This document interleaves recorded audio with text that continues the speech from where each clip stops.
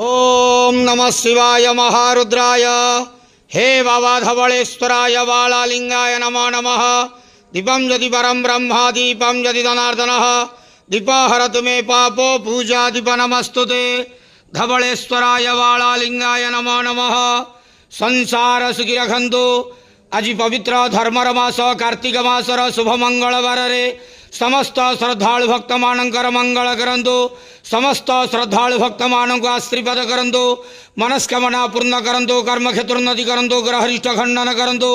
जगतर मंगल करंतु। विश्वर कल्याण करंतु। आपणकर नाम प्रकाश करंतु। सेवकर डाक श्रवण करंतु। समस्त गुआवसा भक्त मानकर मनस्कामना पूर्ण करंतु। जो जो भक्त माने आपणक पाखरे मानसिक रखिछन्ति तांका मानसिक पूर्ण करंतु। धवलेश्वराय बालालिंगाय नमो नमः। संसार सुखी रखंतु आनंदे गवार हरि बोलो। आज धर्मर मास कार्तिक मासर शुभ मंगलवार समस्त श्रद्धालु भक्त मानकर मंगल करंतु आनंदे गवार हरि बोलो। बाबा धवलेश्वराय बालालिंगाय नमो नमः।